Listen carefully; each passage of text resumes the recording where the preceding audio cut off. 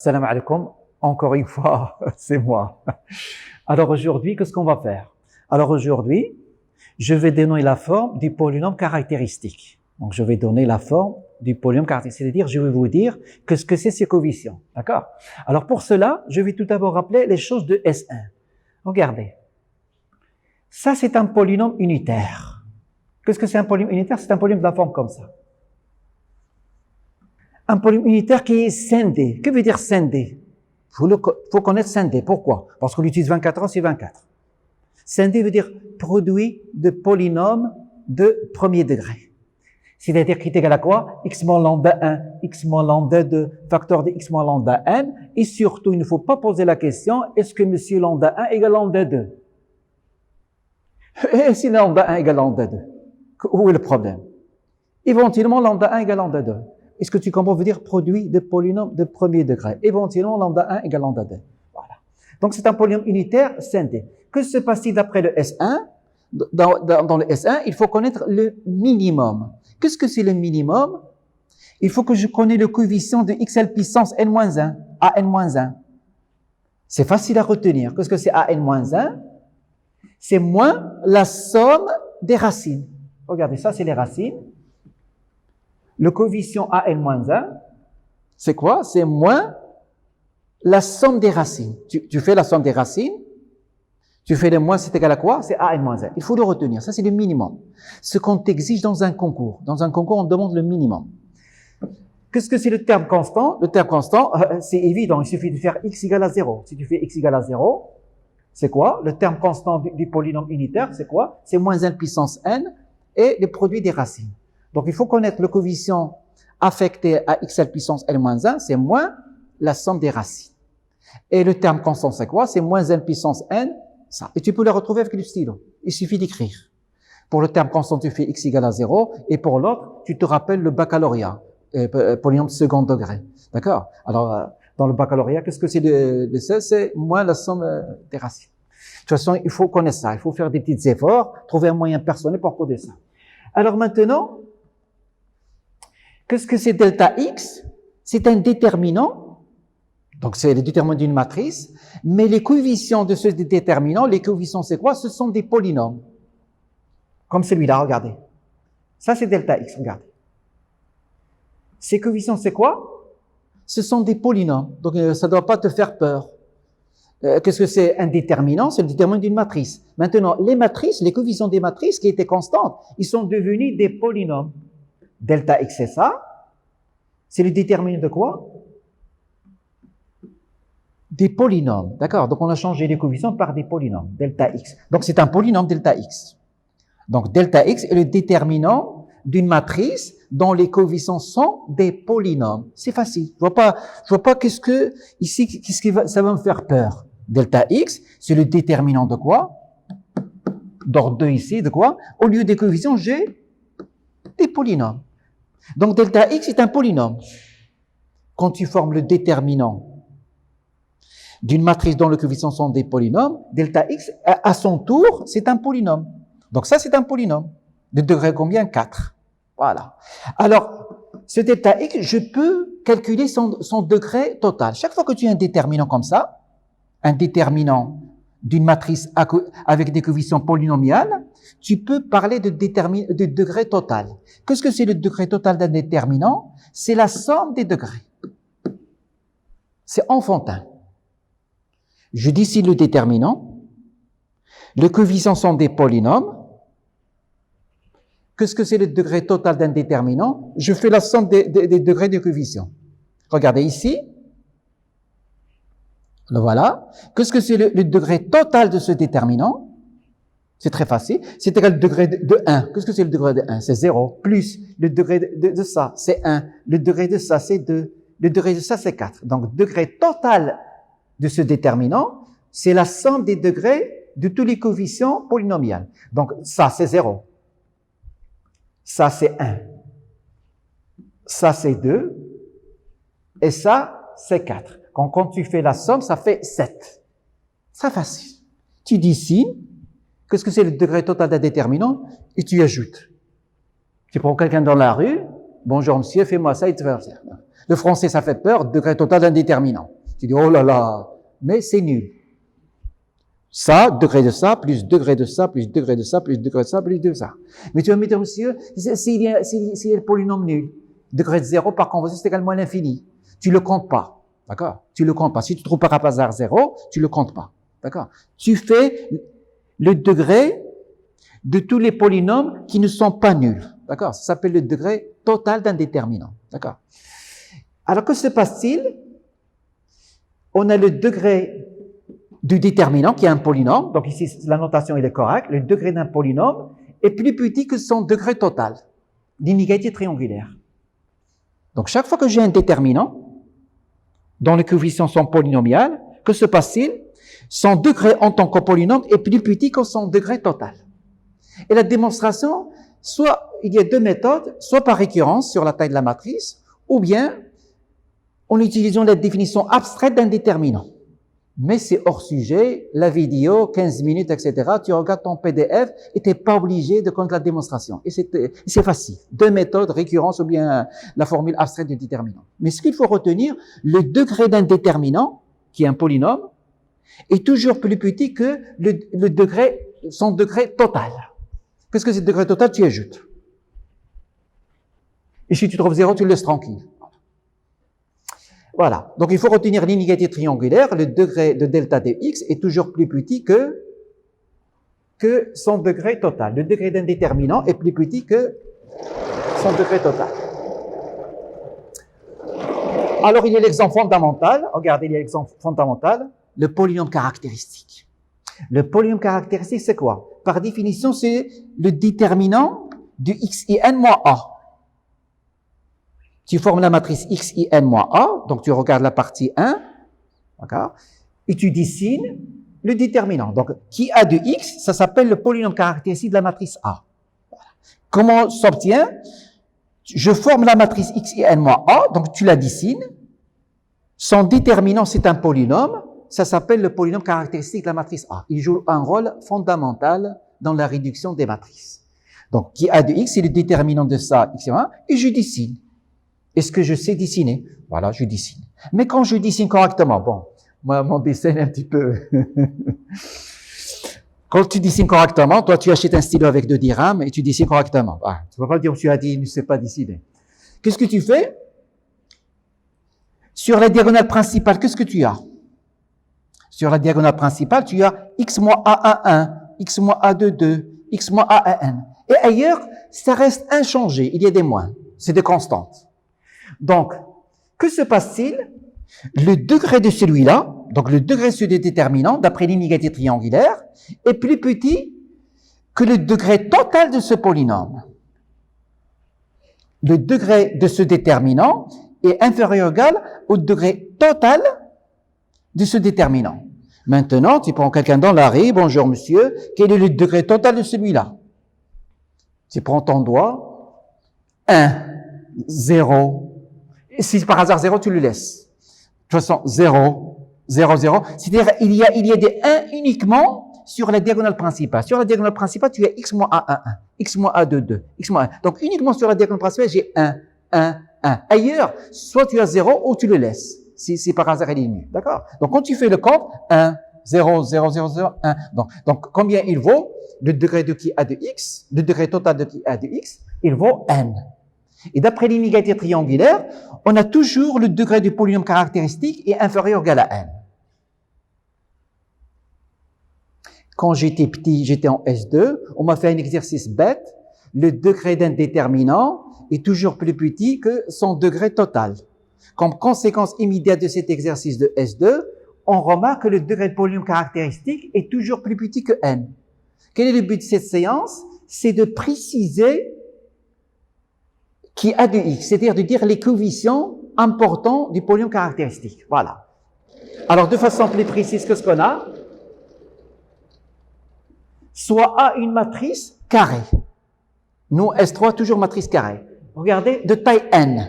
Regardez, j'ai mis une petite flèche. Pourquoi j'ai mis une petite flèche? Parce que n, elle est important. Nous, quand on fait l'exercice, soit A une matrice carrée, soit A une matrice carrée. Soit A une matrice carrée de taille n. Tu fais n, avec la langue du n. Qu'est-ce que c'est le polynôme caractéristique? Le polynôme caractéristique est un polynôme unitaire. Son coefficient dominant est égal à 1. C'est des choses à savoir par cœur. Si tu les connais pas, tu ramasses tes bagages, adieu. D'accord?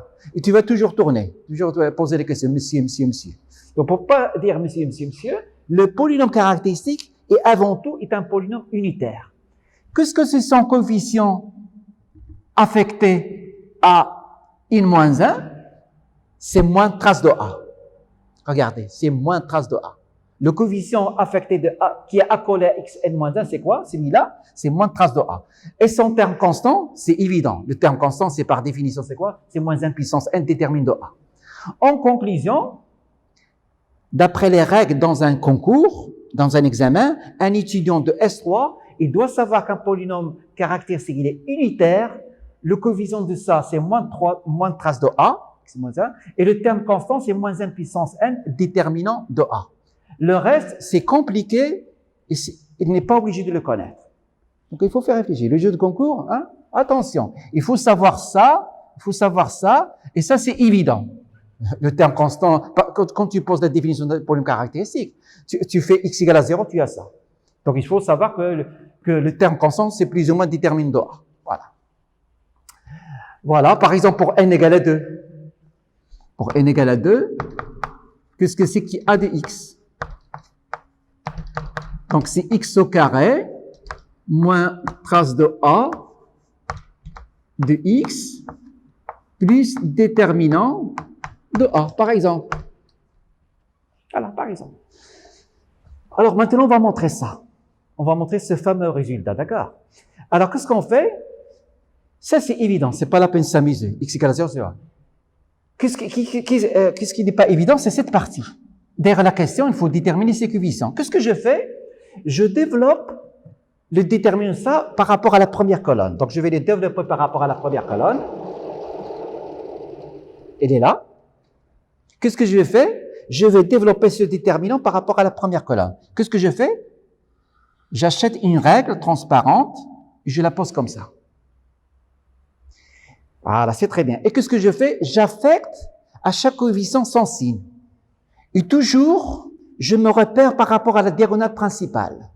Se repérer. Comme si tu es dans un avion, je me repère par rapport à quoi? Je me repère toujours par rapport à la diagonale principale. Pourquoi? Parce que dans la diagonale principale, je suis sûr du signe plus. D'accord? Pour ne pas se tromper. Je me repère toujours par rapport à la diagonale principale. Sur la diagonale principale, je suis sûr que c'est plus. Et après, c'est alterné.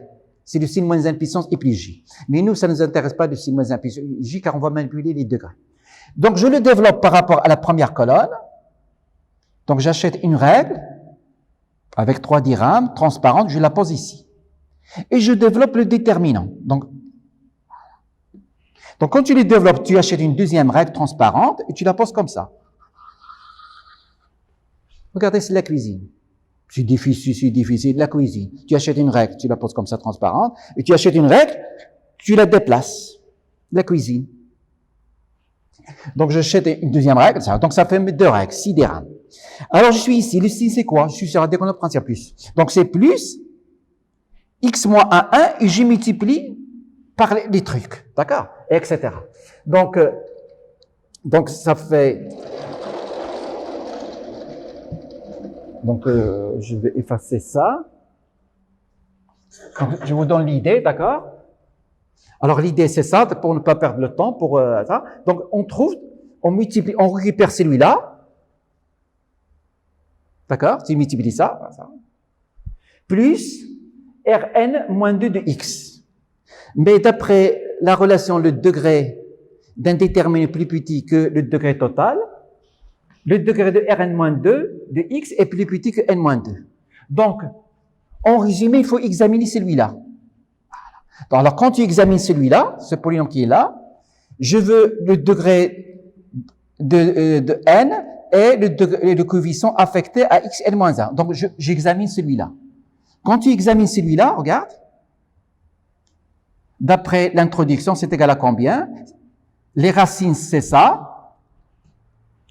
Donc, c'est égal à xn moins la somme des racines xn moins 1 plus le terme constant. J'applique l'introduction. D'accord? Par contre, quand tu développes ailleurs, regarde, quand tu développes ailleurs, je suis ici, je développe ici, je descends la règle.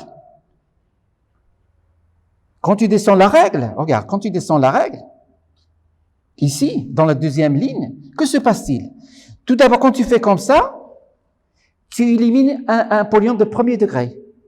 Et quand tu fais comme ça, tu élimines un polynôme de premier degré. Donc, le degré total du mineur, c'est quoi? Il est plus petit que le degré total. Et le degré total, tu as éliminé celui-là et tu as éliminé celui-là. Il est égal à combien? Le degré total est égal à n-2. Donc, la démonstration rigoureuse se trouve dans le PDF, mais ce qu'il faut retenir, je développe par rapport à la première colonne, et quand je suis ici, regardez, quand je suis ici, regardez, je supprime celui-là, et je supprime celui-là. Je supprime deux polynômes de premier degré. Donc le degré total, c'est combien? C'est n-2. Donc, quand tu es dans la deuxième ligne, troisième ligne, etc., tu as toujours le degré du mineur, est plus petit que le degré total, qui était toujours égal à n-2. Pourquoi? Parce que tu supprimes premier degré, et tu supprimes ici premier degré, et tu supprimes sur la diagonale premier degré. Donc, il te reste n-2. Donc, il faut retenir l'idée. Voilà. L'idée, c'est ça. Alors maintenant, on va faire un exercice d'application de tout cela. Donc, la démonstration rigoureuse, elle se trouve dans le PDF, d'accord? Ici, j'ai donné 70% de la preuve. Question, est-ce que tu es obligé de connaître la preuve détaillée? Non, tu regardes le PDF. Alors, on va faire un exercice qui va expliquer tout cela. Exercice. Je considère une matrice à coefficient réel.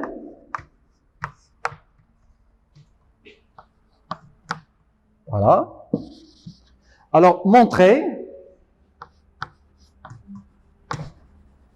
que si n est impair, alors le spectre de R de A est non vide. Qu'est-ce que c'est le spectre de R de A? Ce sont les valeurs propres de A. Je rappelle qu'est-ce que c'est le spectre de K de A.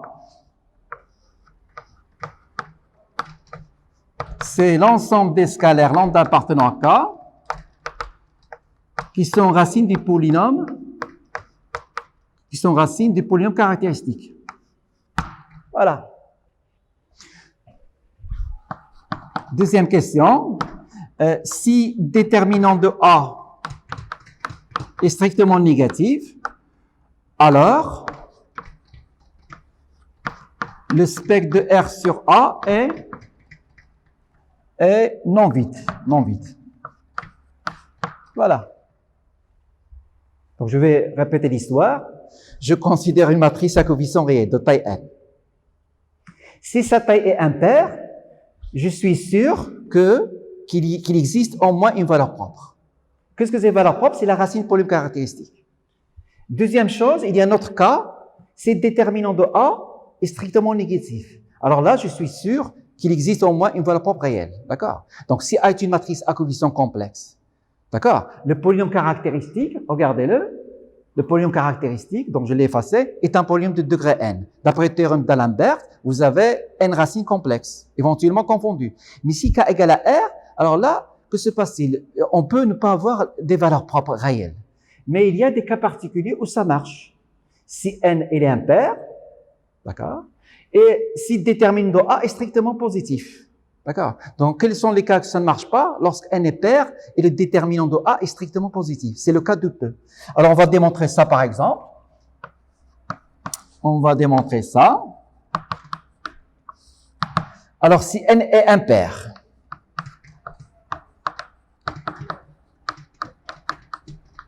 alors, quelle est la limite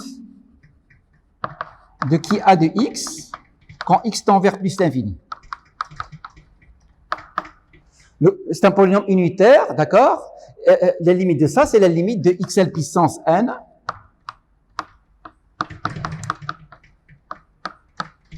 Donc, c'est égal à plus l'infini. Et qu'est-ce que c'est la limite de qui a de x quand x tend vers moins l'infini? Donc c'est la limite de x à la puissance n quand x tend vers moins l'infini. Et j'utilise le fait que n il est impair. D'accord? J'utilise le fait que n est impair. Comme n est impair, donc ça fait moins l'infini. Voilà. Donc d'après le théorème des valeurs intermédiaires, d'accord, qui a dit x est un polynôme, quand x tend vers plus l'infini, il tend vers plus l'infini, quand x tend vers moins l'infini, il tend vers moins l'infini. Donc il traverse l'axe des réels. D'après le théorème des valeurs intermédiaires,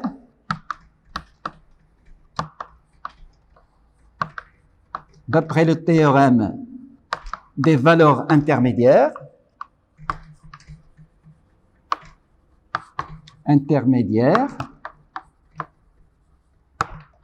il existe lambda appartenant à R tel que qui a de lambda est égal à 0.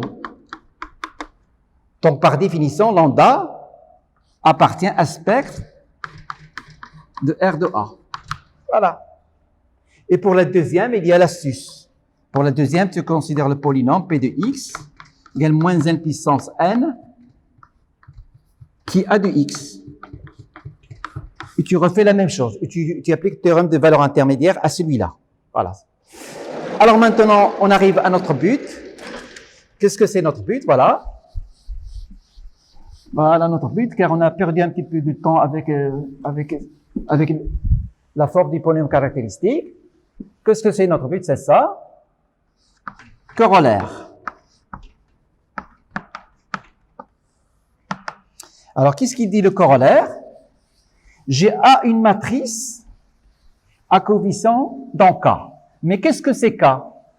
K est un corps. Mais K est un sous-corps de C. Donc K, il vaut combien? Regardez. K, il vaut R ou C. K, il vaut R ou C. Remarquez, en S3, tous les matrices que nous manipulons, ce sont tous des matrices à coefficient complexe. Donc en S3, quand je dis A appartient à MNK, nécessairement A est une matrice à coefficient complexe. Pourquoi? Parce que K est toujours inclus dans C. K est toujours inclus dans C. Donc je considère une matrice A appartenant à MNK.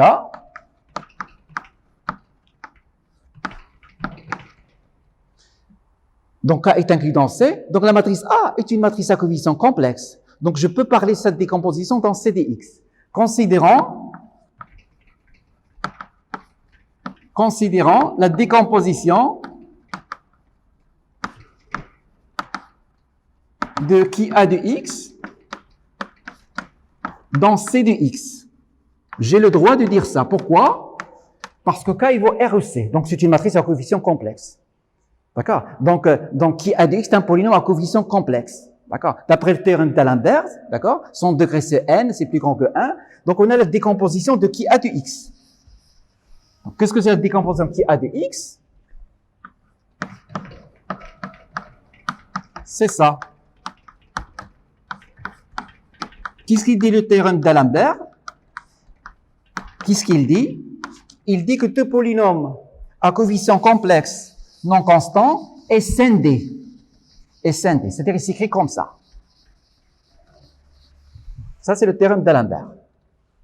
Donc, qu'est-ce que j'ai fait? A appartient à MNK. Mais K est inclus dans C. Donc, A est une matrice à coefficient complexe. Donc, qui a de x est un polynôme à coefficient complexe. Mais on vient de voir son degré c'est n, d'accord? D'après le théorème d'Alembert, il est scindé. Que veut dire scindé? Qui a de x, qui est unitaire, c'est un polynôme unitaire, il s'écrit comme ça. Voilà. Et surtout, ils ne vont pas me poser la question quoi? Est-ce que lambda 1 égale lambda 2? Et si lambda 1 égale lambda 2, où est ton problème? Éventuellement, lambda 1 égale lambda 2, où est ton problème? Scindé veut dire polynôme premier degré. Donc, A est une matrice en fait à coefficient complexe. Pourquoi? Parce que K est inclus dans C. Donc, ton polynôme caractéristique s'écrit x moins lambda 1, x moins lambda 2, x moins lambda 1. Éventuellement, lambda 1 égale lambda 2. Alors, il faut savoir par cœur. Car dans les exercices, on l'utilise sans arrêt. Sans arrêt, c'est quoi? Alors, on a la trace de A, c'est la somme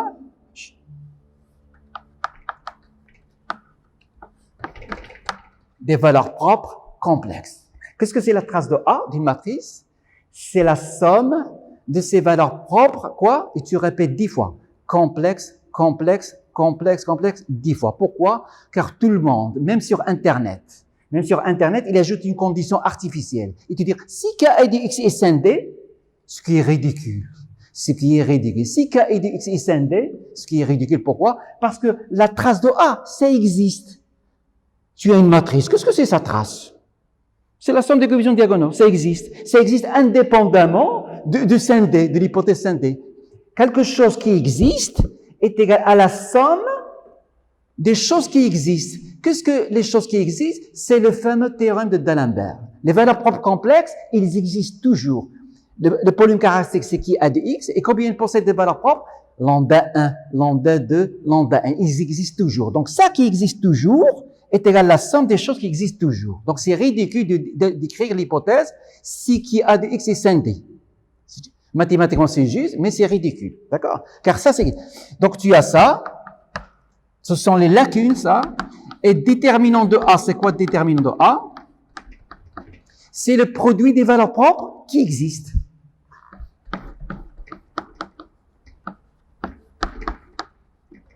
Le déterminant d'une matrice, il existe. Il n'a pas besoin de conditions. Est égal à quoi? Est égal aux valeurs propres complexes qui existent toujours du polynôme caractéristique. Pour comprendre ça, je vais te donner un exemple. Je vais te donner un exemple éclairant. Un exemple, voilà. Exemple pour terminer. Je considère cette matrice. Donc ici, je mets 0, 0, 1, 1, 0, 0, 0, 1, 0. Voilà. Alors, qu'est-ce que c'est son polynôme caractéristique? Donc, calculer le polynôme caractéristique. Alors, qui a de x, c'est x, c'est xi3 moins a. Voilà, et tu le dessines. Donc, ça fait x, 0, moins 1, x, 0, 0, moins 1, x. Voilà. Alors, ça, tu peux le calculer brutalement, sans trop se casser la tête, parce que c'est facile, il n'y a pas de... Tu peux le développer par rapport à la première colonne. Voilà. Tu as quoi? Tu as x facteur de ça. Donc, ça te fait x au cube. Tu descends, le signe c'est moins, donc ici plus, ici le signe moins, ici le signe plus. Ça te fait moins 1. Donc, le polynôme caractéristique, c'est ça. Et regardez maintenant. Regardez au ralenti. Regardez au ralenti. C'est comme dans un match de foot. Regardez, il y a le chat qui me dérange toute la séance.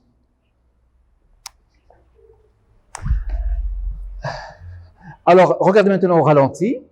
Alors, x au cube, ça c'est une matrice à coefficient réel. Regardez. Donc, c'est un polynôme à coefficient complexe. Donc, il s'écrit x moins 1, x moins j, x moins j bar. Regardez. Le théorème de D'Alembert. Regardez le théorème de D'Alembert. Regardez vos lacunes. Regardez. Qu'est-ce que c'est la trace de A? La question est ridicule. Qu'est-ce que c'est la trace de A? C'est 0. Mais nous, on va la vérifier. Donc, la trace de A est égale, tu le répètes 10 fois, est égale à la somme des valeurs propres complexes. Complexe. C'est égal à 1 plus j bar. Et 1 plus j bar c'est j au carré, ça vaut combien? Ça vaut 0. Donc, notez la parfaite concordance. Donc, c'est pas la peine de faire l'hypothèse ridicule si qui a de x est scindé. C'est une hypothèse ridicule. La trace d'une matrice, ça existe indépendamment de scindé. Voilà. Regardez. Qu'est-ce que c'est le déterminant de A? Bon, tu peux le calculer avec les yeux. Regarde, avec les yeux. Tu développes par rapport à la première colonne. Plus, moins, plus. Donc, ça fait 1. Donc, avec les yeux, c'est égal à 1. Mais nous, on va le vérifier. C'est égal au produit des valeurs propres. Des valeurs propres quoi? Réelles. Réelles, il y a 1. Combien vous ici spectre de C? Regardez, spectre sur C.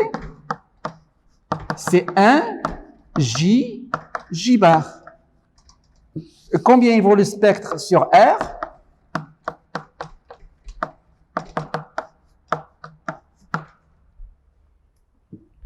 Dans le concours, vous faites ce genre d'erreur. Il dit c'est la somme des coefficients réels. La matrice est réelle, la somme des valeurs propres réelles. Puis il se casse les dents. Regardez. Déterminant de A est égal au valeur propre complexe.